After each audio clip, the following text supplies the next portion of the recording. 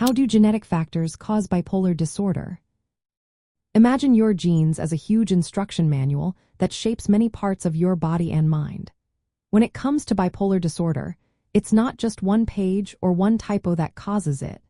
Instead, many small changes across different parts of this manual can add up to increase your risk. These tiny genetic differences are called variations, and they can influence how your brain works, especially in how it regulates mood and emotions. But having these variations doesn't mean you will definitely develop bipolar disorder. They just make you more likely to if other factors come into play.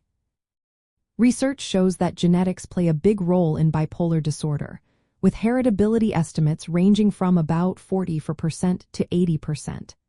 This means that genetics are important, but environment and life experiences also matter.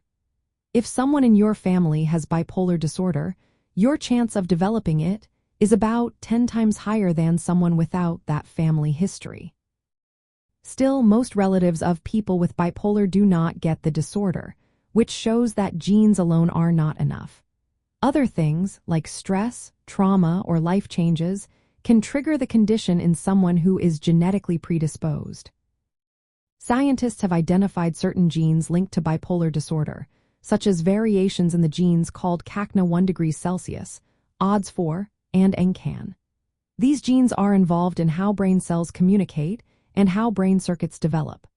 But each of these gene variations only slightly increases the risk, and no single gene is responsible for bipolar disorder. Instead, many small genetic factors work together, creating a complex pattern. Sometimes, new genetic mutations can happen spontaneously, which might also contribute to the risk. The way bipolar disorder is inherited is complicated. It does not follow a simple pattern like some genetic conditions caused by a single gene. Instead, it involves many genes interacting with each other and with environmental influences. Because of this complexity, predicting who will develop bipolar disorder based solely on genetics is difficult. It's also worth noting that some genetic factors overlap with other mental health conditions like depression and schizophrenia, which is why these disorders sometimes run in the same families. In summary, genetic factors cause bipolar disorder by providing a collection of small risk variations that make someone more susceptible. These genetic predispositions don't act alone but interact with life experiences and environmental factors to trigger the disorder.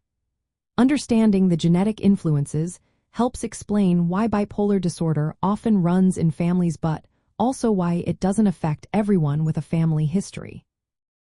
It highlights the importance of considering both genetics and environment when managing and supporting those affected.